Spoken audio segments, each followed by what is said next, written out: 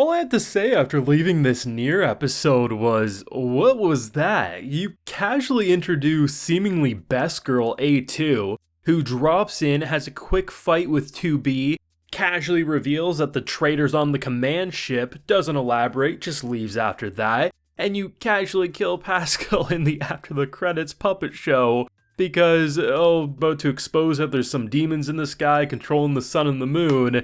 And yeah, it's just, they weren't having any of that, just casual puppet show murder. The show, I mean, how do you not love this show? It is so good, it's so thought-provoking with the concept of what living is. Is it the heart? Is it the brain? If you start replacing too much, is it even the same thing anymore? Every episode has those thought-provoking moments, but man, these episodes do not feel like 20 minutes. I mean, seriously, when the mid-slate comes in and you realize you're halfway through the episode, I'm like, okay, I thought I was 5 minutes in. And then when the credits start playing, I'm like, man, I was just getting into this. Why are you ending it so soon? This show is absolutely 10 out of 10 for me. Now, I do have a full live reaction available on my Patreon, so if you want to see my full uncut thoughts to today's episode, head on over there and consider supporting. This was a great episode. I mean, it's just nice to have multiple episodes in a row without a break, and seriously, production's holding up strong. Something I do need to mention before I forget is the soundtrack in this show is so good.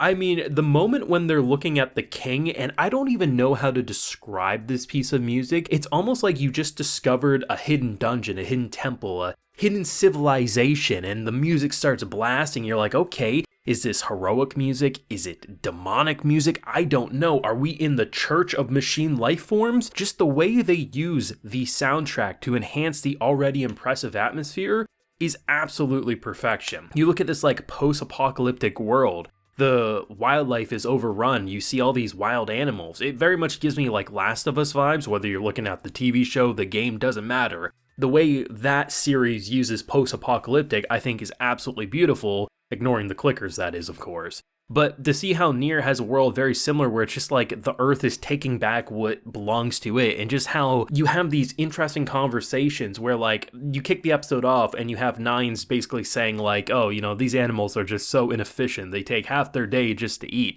Humans, 3 meals a day? Pff, what inefficient creatures. I love how just these simple moments just build the atmosphere and build the main question that has kept this show compelling to me week after week. And that is, what is life? What is it to be alive? And when you look at these machine life forms, I mean, it's been a pretty interesting topic ever since really we started questioning androids, machine life forms. How is that not life when we compare it to what makes us living? Is it just our genes? Like, it's such an interesting dilemma. And when you look at someone like Pascal, right? I mean, the upgrades, it's you in some ways, like you question, am I just saying this is a completely different thing because it's a machine replacing its parts, or am I just, maybe blindsided by bias? Because if a human loses a leg and we got an artificial leg, would we still consider them human? And would we still consider them to be the same person? Yes. How many parts until basically we have to draw the line and say that's no longer what it started out as? When you look at a machine life form that can just casually upgrade itself and change things around,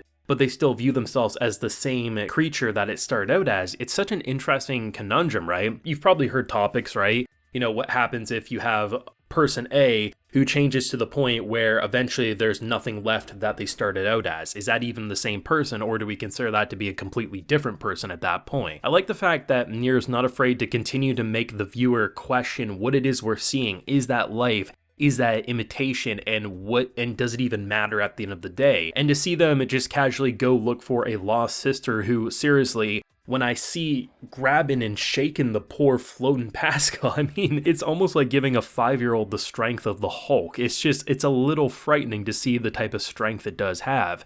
And I mean, damn, do machine life forms move fast. You casually meet someone, the first piece of tail you find, they're apparently getting married. I mean, this show it doesn't play. It just moves at such an interesting pace that you don't know where it's going. You start the episode, like the first thing we actually see is Adam and Eve, and I'm thinking to myself, oh, I guess this will be a fight with Adam, potentially. Nope, we're not even showing that just yet. That was just to start off a little bit, and it's just like, you don't know where the episode's going. I thought it was kind of funny, though. I mean, I probably shouldn't laugh at this, but when they're like, oh, hey, go save the king. The king's mind apparently put into baby form. There's been a pretty interesting topic in my comment section over the past few episodes where people are like, okay, well, how do they grow up? If they start as kids, like, do they upgrade them to look older? Do they, like, because they can't grow, right? They're physically a machine, right? And I love the fact that you give the next king this baby form and just comes in and just is like, baby kebab, throws it away. I guess rip king at that point, right? I mean, it's just the way the humor can happen in this show. Like, sometimes you laugh because you're just nervous, like, okay, we just casually killed the thing we're supposed to save.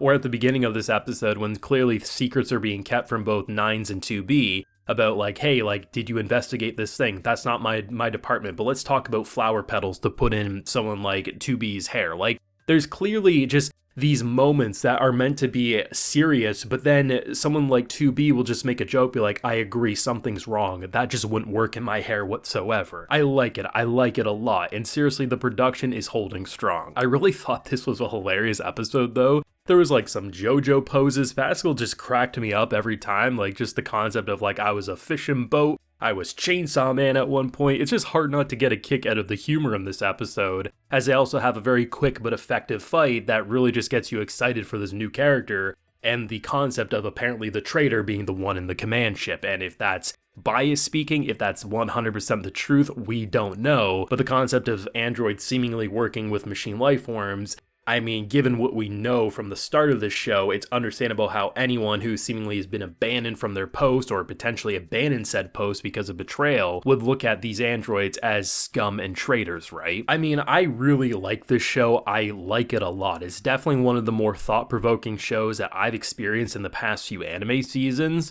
And really is one of those shows that you could easily have discovered 50 episodes out and just have binged it in a night, it feels like. There's not too many shows that let you really ponder the existence of life and what it means. And the idea of not being able to even see an end goal at this point, given we're 7 episodes in, and I have no idea how a story like this would even try to wrap itself up. Sometimes we get to witness what the endings look like. We can look at the first episode, which kind of felt like an ending in of itself, or you can look at the after the credits gag where they expand the world building, or sometimes clearly show bad endings or just endings where characters end up dead seemingly. And I love how they just really flesh out what could have easily been a mess of an adaptation, but makes it feel like, you know, so many people could probably just watch this having no idea that it's based off of a game. That's how good of an adaptation it is that it stands on its own 2 legs, explains what it needs, lets you question and really debate what things mean, but at the end of the day, it feels like it's explaining things at a steady enough pace that you don't need that source material, that video game, to really have a great time watching it. It's just